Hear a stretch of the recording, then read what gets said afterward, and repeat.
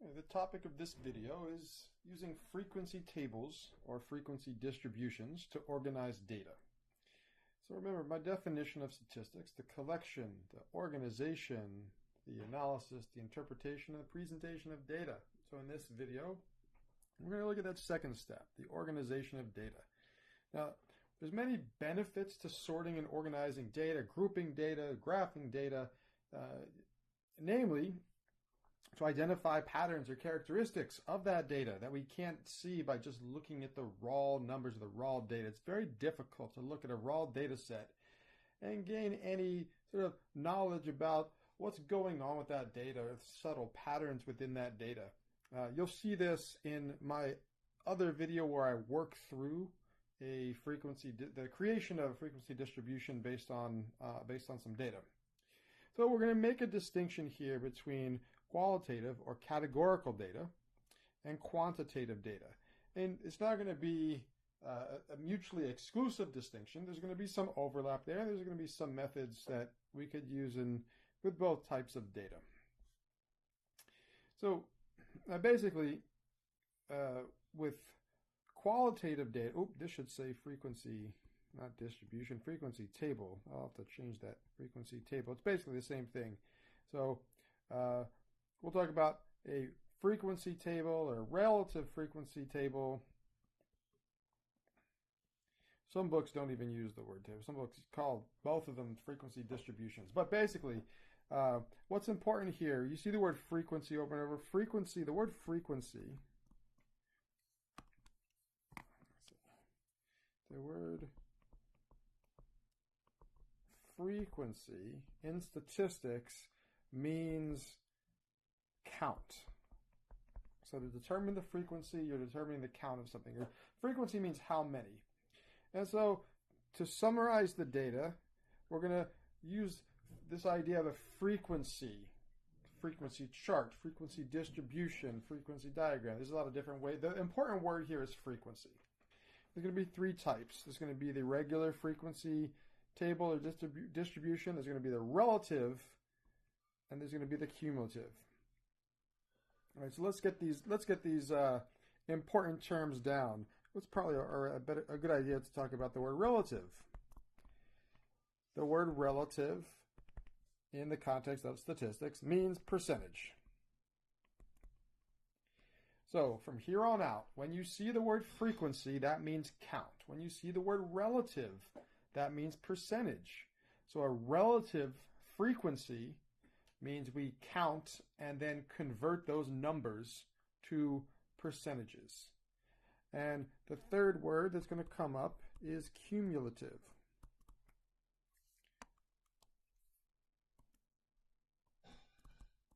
Cumulative means starting from zero. Starting from, I don't want to say zero, starting from the minimum value. A lot of times that minimum value is zero, but I don't want to say it's always going to be zero. Okay, and in the next video, not in this one, but in the next video, we'll talk about these different ways of graphing. But we're gonna in this video, we're going to talk about the actual tables and using them to organize data. All right, so a frequency table or distribution. So on the last slide, in here we're going to use the word table if it's categorical data and distribution if it's quantitative data. But basically they're the same thing. Remember, frequency means count. So it is basically it's a way of grouping data into classes. So each group, we call them a class. So that each class must have each set of classes must have two characteristics. The classes must be mutually exclusive or disjoint. That means no overlap. No one value is part of two different groups. And two, collectively exhaustive. That means every value is accounted for. No value is left out of your grouping. So you might say, why group? Why group data? Well, let's say your you want to open up a store in the mall, some retail store. So you want to collect some data about the shopping habits of people in the mall. Now, do you want to have a separate analysis for 14-year-olds versus 15-year-olds versus 16 versus 17 versus 18-year-olds all the way up to 80-year-olds? Probably not. That's probably an insane waste of time. Because honestly, the shopping habits or patterns of a 44-year-old are probably very similar to a 45-year-old, which are very similar to a 46-year-old. So you might want to group, respondents by, age every 5 years, every 10 years. You might want to look at, 12 to 17-year-olds, 18 to 22-year-olds, and so on. It streamlines the analysis. It allows you to work with less data, but get the same meaningful results. So it's convenient to use this grouping method, and it also allows us to identify trends or patterns within the data. So here's an example. So this is just a random example. The Applewood Auto Group. So this group of car dealerships sold 180 cars. They have multiple locations. Looks like they have 4 locations: Kane, Olean, Sheffield, Tionesta. All right, so this is basically it. This is a frequency table. It's a list of categories. 1, 2, 3, 4 categories, and the frequency of occurrence in each category. That's it. So Kane had 52 cars, Olean had 40 cars, and so on. And the table is collectively exhaustive because it accounts for all 180 cars that were sold. If it didn't account for all 180, it wouldn't be a true frequency distribution table. All right. And a bar chart is a visualization of a frequency table. It's a very simple but also very effective way of presenting data. Okay, so you can see here each of the groupings or each of the categories on the previous slide. So you see Kane had 52 cars. So on the bar chart, Kane has a bar that goes up to about 52 on the graph. Olean had 40 cars. So on the bar chart, Olean goes up to 40, and so on. So a bar chart is one commonly used visualization for a frequency table. Another way of expressing information or expressing frequencies is as percentages. So you can convert a frequency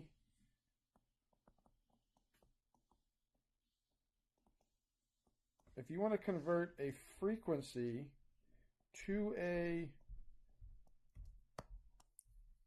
relative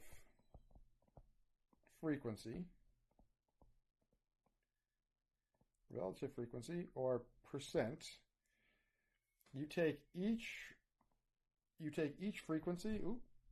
Where were we here? You take each frequency and you divide by the total. Okay, so 72 divided by 180, 54 divided by 180, 27 divided by 180, and that'll give us a decimal, and then if you convert that decimal to a percent, all right, so 72 divided by 180 equals 0.4, or 40%. 54 divided by 180 equals 0.3, or 30%. 27 divided by 180, 0.15, or 15%. So that's how we convert the frequency, which is the number sold, to the relative frequency, which is the percent sold. All right, and a common way of displaying frequency tables is a bar chart. Another common way of displaying them, especially when you convert your frequencies to relative frequencies, is a pie chart. So basically we have four, on this slide we have so these two columns give you a frequency table. And let's switch to blue here.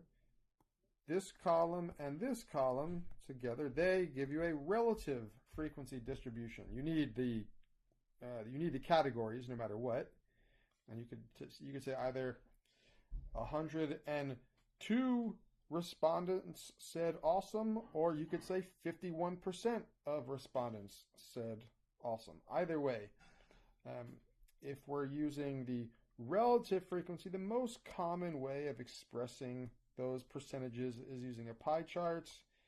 And if we're using the regular frequency distribution, the most common way, it's not the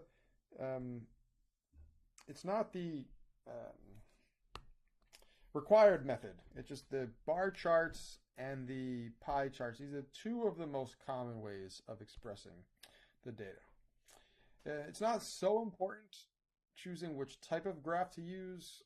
What's most important is that whatever style of graph you use, whatever type of visualization you use, it should be simple and succinct and easy to understand. I mean, I'm talking 2 seconds or less. Someone should not have to spend more than 2 seconds looking at your graph to get an idea of what the point is that you're trying to make. Here's examples of 3 bar charts. There's a good one. This is a good bar chart. It's simple. It's easy to read. The color coding makes sense. The bars stand out from one another. 3-dimensional bar charts, not so good. It's not easy to read. There's some bars in the back that you can't really even see.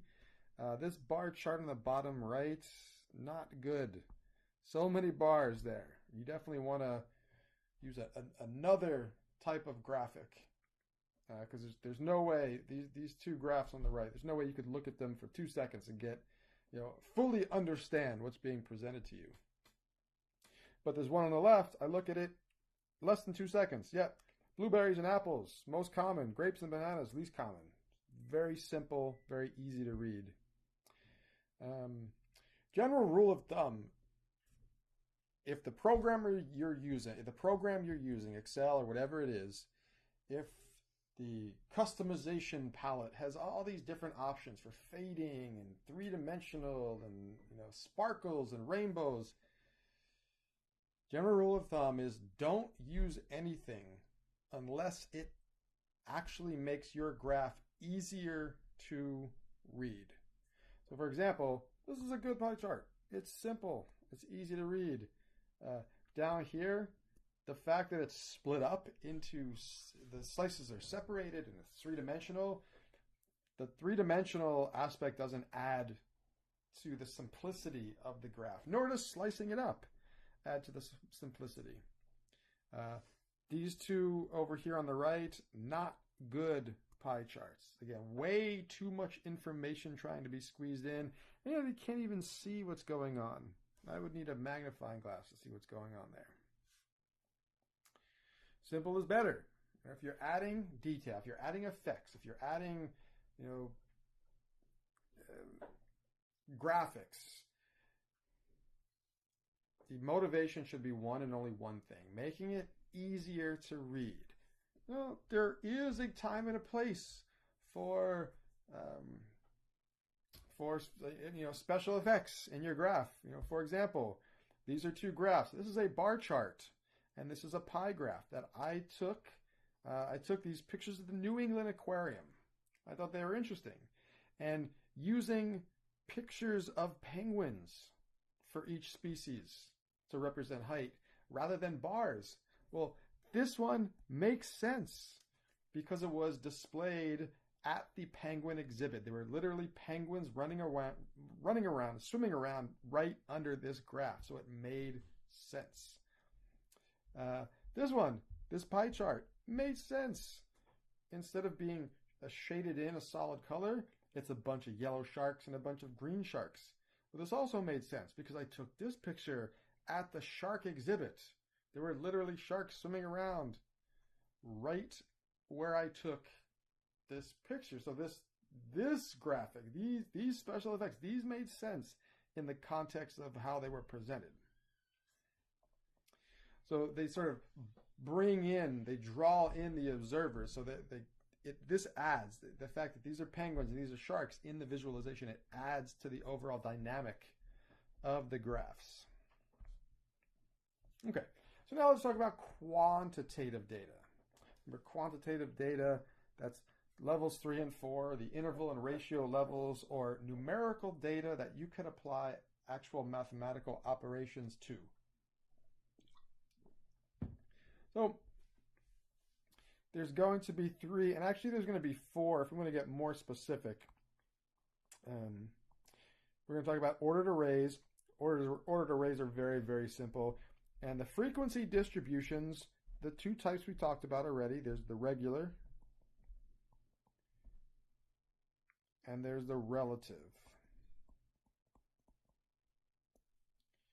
Regular and relative. So the frequency distribution where we use the counts, the frequency, and there's the frequency distribution where we use the percentages, and then there's the cumulative distribution. But these 3 are very closely related. All right. So number 1, ordered array. It's very, very simple, especially in Excel. It's just one click. It's just taking numbers and putting them in numerical order from smallest to largest, and that's it. That's an ordered array. It doesn't tell you much about the data. Only takes about 2 seconds to do. Just click the icon that says sort smallest to largest, and that gives you an ordered array. It allows you to quickly see what's the smallest value, what's the largest value, what the range is. But other than that, it doesn't give you much. It may help identify outliers. And this word outliers, we'll talk about in more detail later. Right now, outliers are just numbers that are really, really far from most of the other numbers in the set. Now, that's a very informal way of talking about outliers. Later, we'll talk about a very specific way to identify exactly what is and is not an outlying value. So now, frequency distribution, basically, it's very similar to what we talked about frequency tables. It's just we're dealing with quantitative data now. But again, it's a mutually exclusive and collectively exhaustive grouping. So we talked about those 2 terms already. Showing the number of observations, that's the frequency. The frequency is the number of operations, or the number of observations in each class. And so here's an example of a frequency distribution. Instead of categories, we have ranges of numerical values. All right, so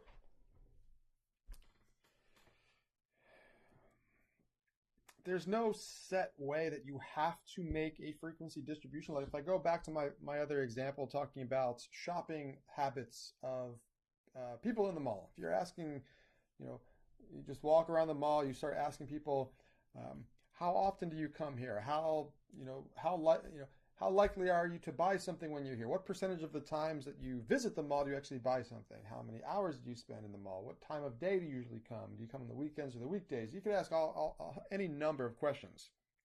Now, if you wanted to group people by age, there's no rule that says you have to go every 5 years or every 7 years or every 10 years. That's up to you. It's up to the person collecting the data. In general, unless there's a reason not to, we usually stay between 5 and 15 groups or 5 or 15 classes. To determine how big each class should be, we have to take the range, which is the highest value minus the lowest value, and divide that by the number of classes that you want to use, or the number of class groupings that you want to use. And when we divide those 2 numbers, if you get a decimal, you always round up. This ensures that your grouping will be collectively exhaustive. Now, if you don't know how many classes to use, this is one method. We call it the 2 to the k method. So a good starting point. Now, what people usually do is you group your data and look at the results and make a graph and see how you like it. And if you don't like what the results look like, you go back and you either use more groups or less groups. There's no rule that says it has to be done right the first time, or you have to use a specific number of groupings. But a good starting point for choosing the number of groups or the number of classes in your frequency distribution is to use the smallest power of 2, so the smallest exponent on the number 2, so that 2 to the k is larger than your set of values. So, for example, if you have a set with 500 numbers and you want to group them into classes, how many classes should you use? Well, 2 to the first power is 2. 2 to the second power is 4. 2 to the third power. 2 to the third power is 8. 2 to the fourth power is 16, and so on. So 2 to the 8th power is 256. And now 2 to the 9th power. That's the first power of 2. So 2 to the 9th power is the first power of 2. In this example, that is bigger than the size of your set. The size of your set is 500, and 2 to the 9th power is 512. So use 9 classes. That's what this is saying. 2 to the 9th power is the first power of 2, bigger than the size of your set, so we'll use 2 to the 9th power. This is a good starting point for number of classes. Okay, so now the next question is, how big is each class? So if we have a bunch of numbers in our set, so let's say that's our set of data values, and we want to group them, we want the minimum, the first number, to fall in the first set, or the first class, and we want the maximum, or the last number, to fall in the last class. Okay, so we want to make sure that we're grouping values, we're setting up our classes so that all the data falls into a class. We don't have a number too small to fit into the first class. We don't have a number too large to fit into the last class. So for this, the previous example, where, let me go back a few slides. This one, you have 500 numbers, all between 1 and 30. So we just saw that we should use 9 classes. So how big should those classes be?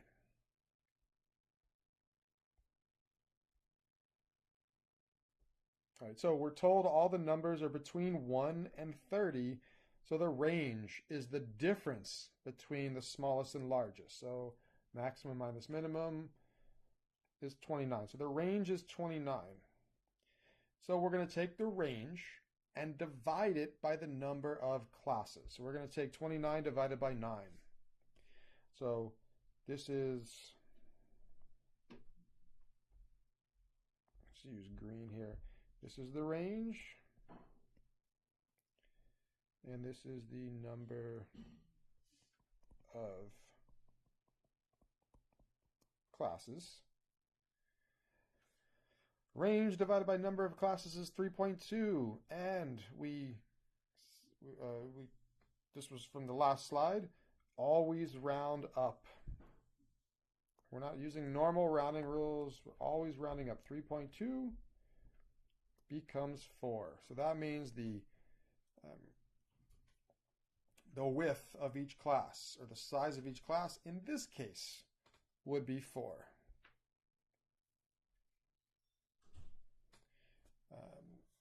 You could use 5 if you want, because multiples of 5 and 10 are easy to quickly calculate, but I think in following the rules in this case, we would use 4. All right, and so, well, actually, we'll go through the process of making a frequency distribution in a minute. All right, so why use a frequency distribution? We've touched on this already. It streamlines your analysis, your statistical analysis, the process of collecting, analyzing, organizing, every step along the way. It streamlines that, and it allows us to find patterns, which is what we're looking for. Statistics is all about uncovering patterns.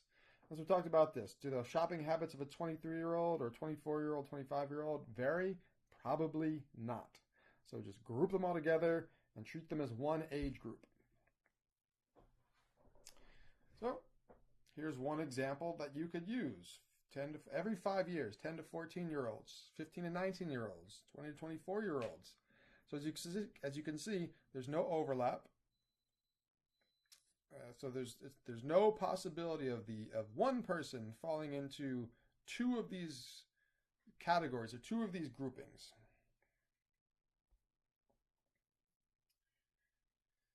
All right. So you'll see where one class ends, the next one begins at that next number. So if the first class ends at 69, the second class starts at 70. All right, so here's an example. Let's say these are, I don't know, IQ scores of employees at a certain job. So how many IQ scores? How many people are represented here? How many people are in this frequency distribution? Well, we have 5 groups, but this is saying in this first group, which is people with scores between 50 and 69, there are 2 people. Scores between 70 and 89, there are 33 people. 90 to 109, there's 35 people, and so on. So how many IQ scores are there? Well, we have to add up the frequencies. So the number of data values is the sum of the frequencies. Sum of the frequencies.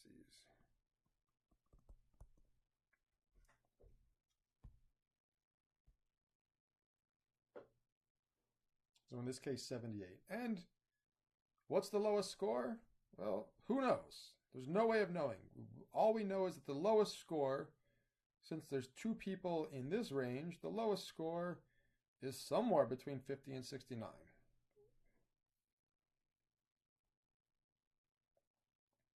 Okay. So now some details, some like specific terminology relating to the frequency distribution. Each one of these is a class.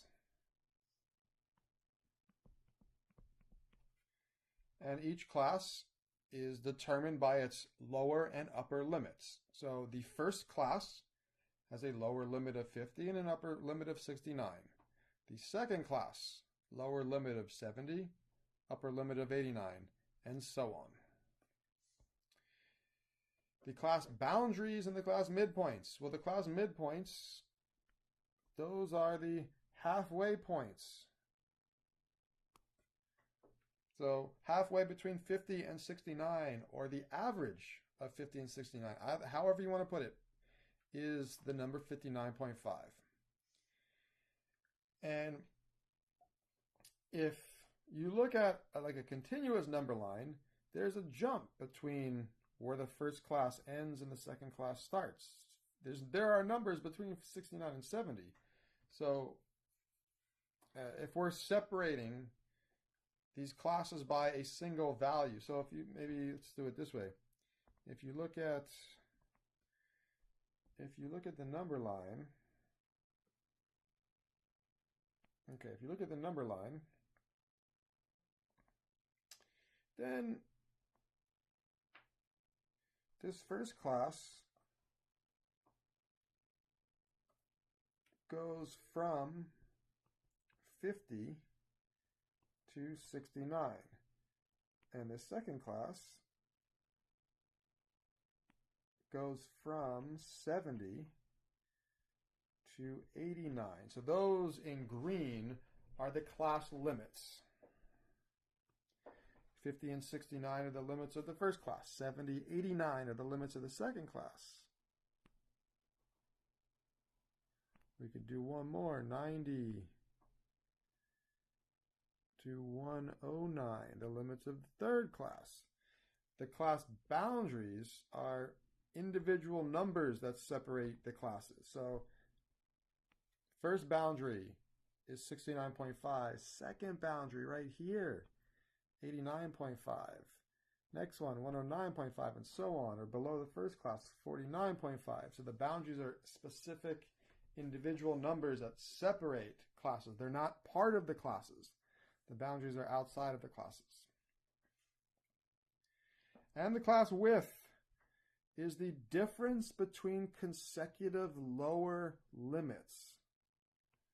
You're not looking in one class, 50 to 69. If you subtract those two numbers, you get 19. The class width is the difference between consecutive lower limits. So 70 minus 50 gives you 20.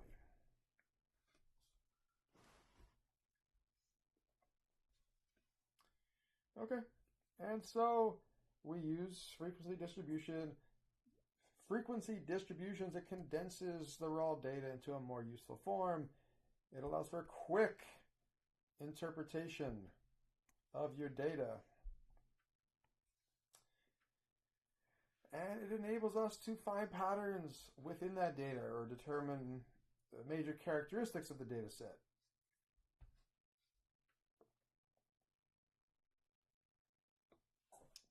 Now, some things to keep in mind. If you don't like how your distribution looks, you could change the groupings. You can make the class widths larger or smaller. You could change the limits.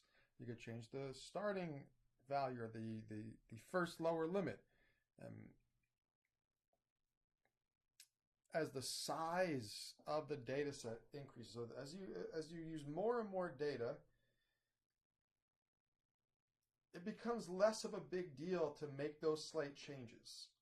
So if you're changing how many classes you're using for a small data set, 30 or 40 numbers, if you change the class width from 4 to 5 or 5 to 6, it could have a large impact. But if you're dealing with thousands or tens of thousands or hundreds of thousands of values, changing the class width slightly or adding an extra class or using one less class usually has very small effects on the overall what the distribution tells you once it's done.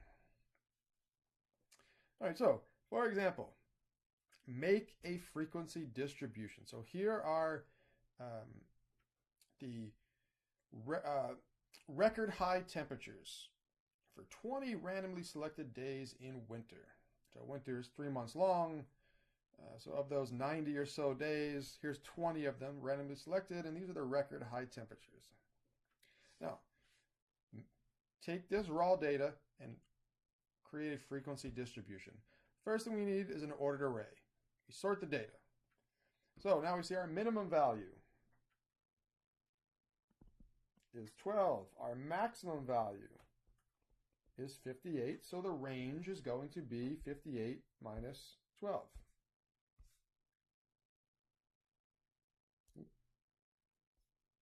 Okay, so the range, 58 minus 12. Now, select the number of classes. Now, 2 to the 6th power is 64. And 2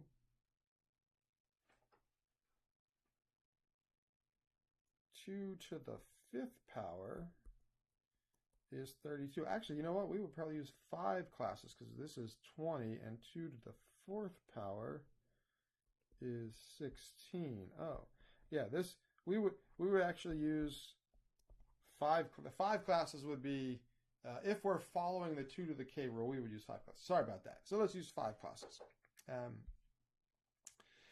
I'm going to stick with 6 because in my notes I'm using 6, but it really doesn't matter. In a stats class, we're not going to have to do this. In the problems, you're going to be told how many classes to use. So really, it doesn't matter if we're using 5 or 6 or 10. So let's use 6 classes. The class width comes from these two, the range and the number of classes. So once you have the range and the number of classes, you divide those two numbers and you get some decimal. You always round up. So in this case, 7.8. So we round up to 8. So the class width is 8. So that means we're using 6 classes with a class width of 8.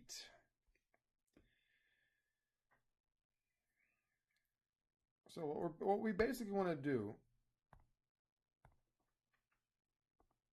we want our frequency distribution to look like this. This is a 2-column T-chart where we have our class and we have our frequency. Okay, so each class is going to be given by like something up to something else, like 12 through something, 20 up to through something, 28 through something, and so on.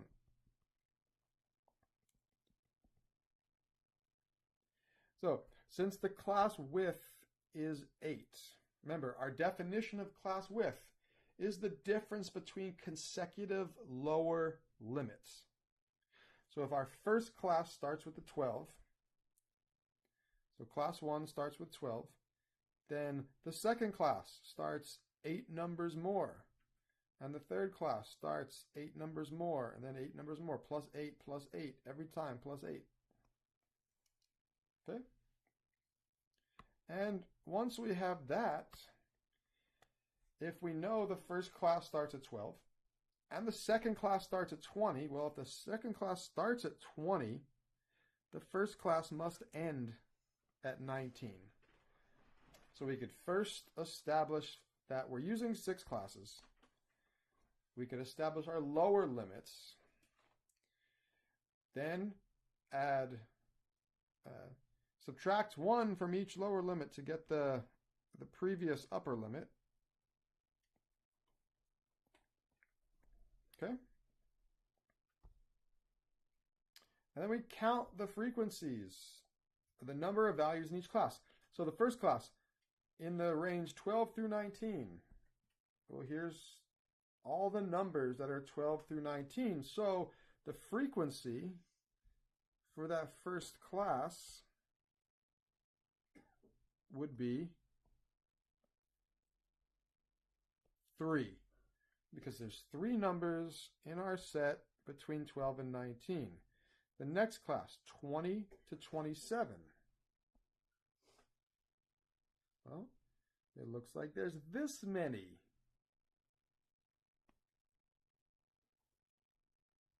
So there's 6 numbers in the next class. Okay, and then you just proceed through in the same way, 28 to 35. Well, here are all the numbers between 28 and 35. It looks like there's 3 of them. Okay, 36 to 43. I'm running out of colors here.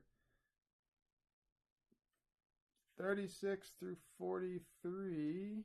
Okay, it looks like there's 4 numbers in our set. 44 to 51. You get the point. Looks like there's 2 numbers in our set that fall in the range from 44 up to 51. And do we have one more color we could go with? Yeah, let's go with black. So there's 2 numbers in the 52 to 59 range, and that is how we construct the frequency distribution. We figure out the range, then the number of classes. Use that to figure out the class width. Once we have that, we could systematically set up our distribution, lower limits and upper limits, and then the frequencies by counting. All right. And then, if we wanted to, we could convert that frequency distribution to a relative frequency distribution.